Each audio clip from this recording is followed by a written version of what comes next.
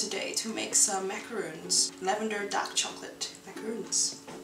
Okay, so what we're going to do is make the ganache to begin with, because we're going to need the ganache to set completely in the fridge before we can pipe it up into the shells.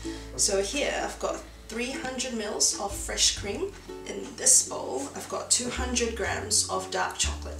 We want to use really good quality dark chocolate because it's going to be one of the main flavors of the macaroon. And all we have to do is just break up these lavender flowers. And you want to make sure you're using organic, spray-free lavenders. I mean, if you have some growing in your garden, they should be okay because you won't be treating them or anything. We're using 5 for this recipe. If you got some dried lavenders, I think about a tablespoon should be sufficient. Now we're going to heat it up to bring it to a light boil before we pour it into the chocolate.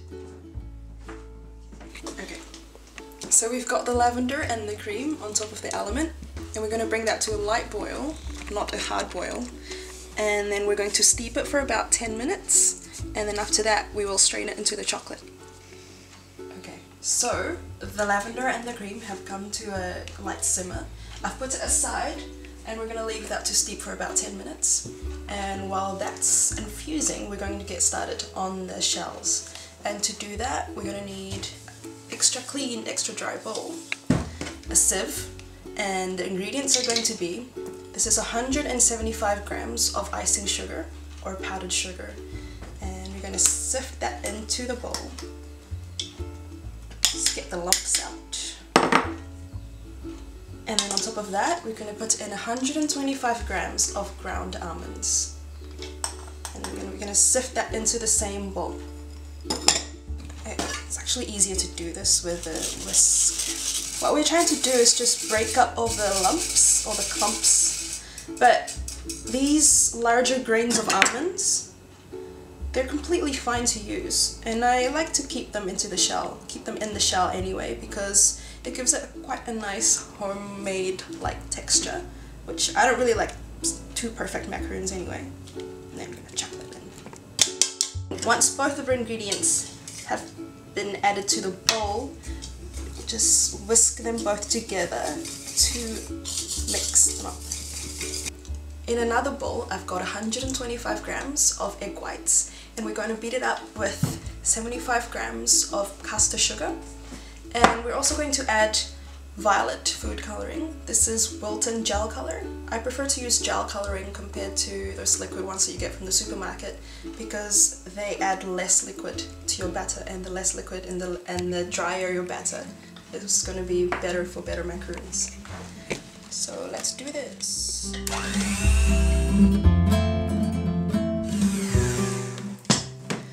Once your egg whites are a little bit foamy and you've added maybe half of the sugar, you can start adding your food coloring.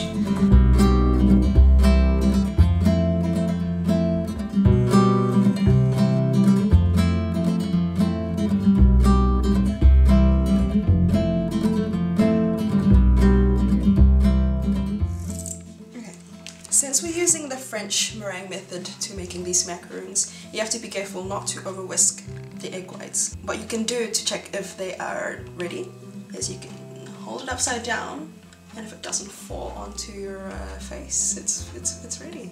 What you need for this step is a rubber spatula. And what we're going to do is, in 3 additions, incorporate the dry ingredients into the meringue. So first addition,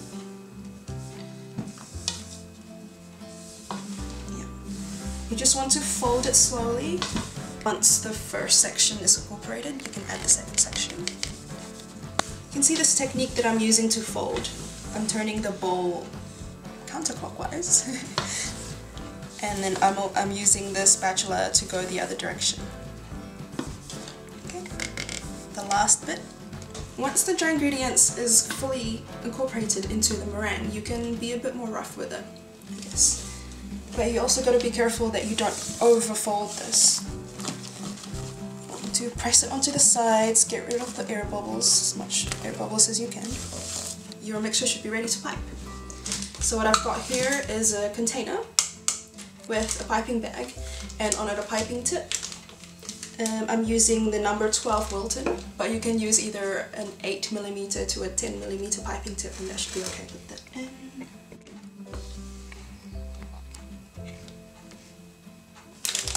We're gonna head on over to the other side of the kitchen so we can pipe it onto my baking sheets. Okay. So I've lined these baking trays with baking paper, non-stick baking paper. It's very important. And then just pipe, oops, buttons. Not too close together. And then the next row will be staggered.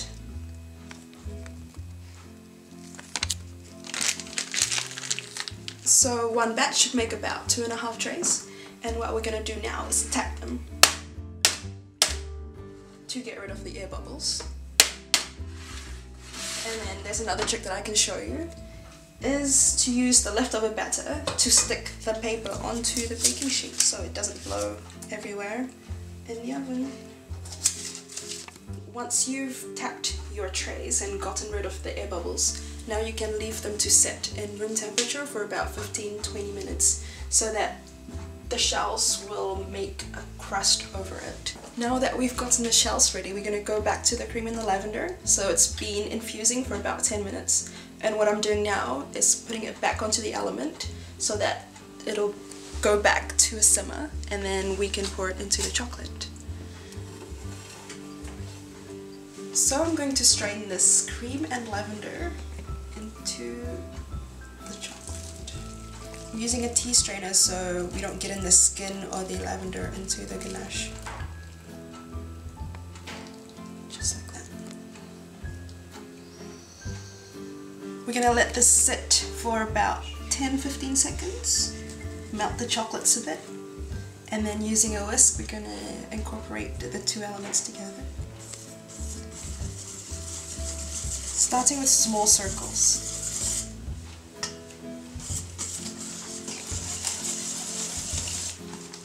It's gonna start looking silky soon.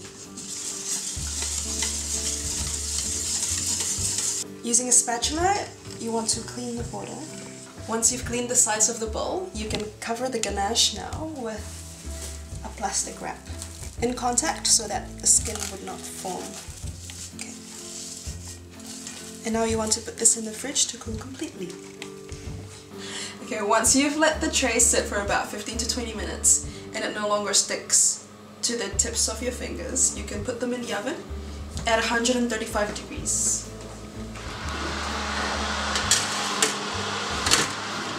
That'll take about 17 minutes, and every 5 to 6 minutes you want to open the oven door and let the steam out, which helps the macaroons to rise beautifully.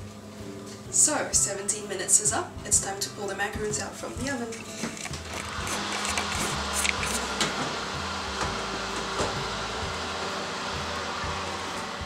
There you go. You can see the tiny little feet at the bottom of the macaroon. That's a symbol of a successful batch. One trick about macaroon making is that you can only bake one tray at a time. If you bake more than one at a time, the humidity that builds up in the oven becomes a bit too overwhelming for the macaroon batter, and then they will probably fail. So what you can do now is pull the paper off the baking tray and place it onto a cold surface to cool completely. So once all your macaroons have cooled completely, you can start to pair them up with those of similar sizes.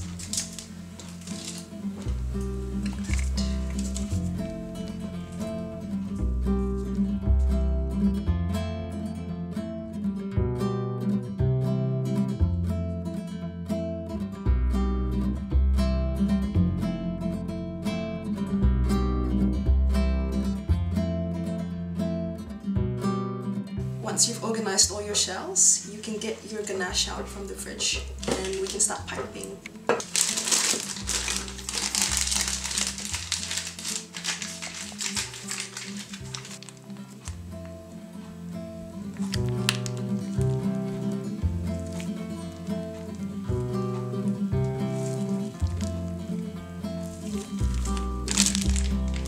Almost done. All we have to do is close up the macaroons.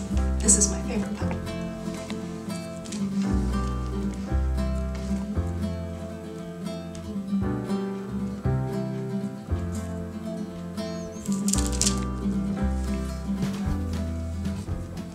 So this is one thing I've always wanted to say in a cooking show.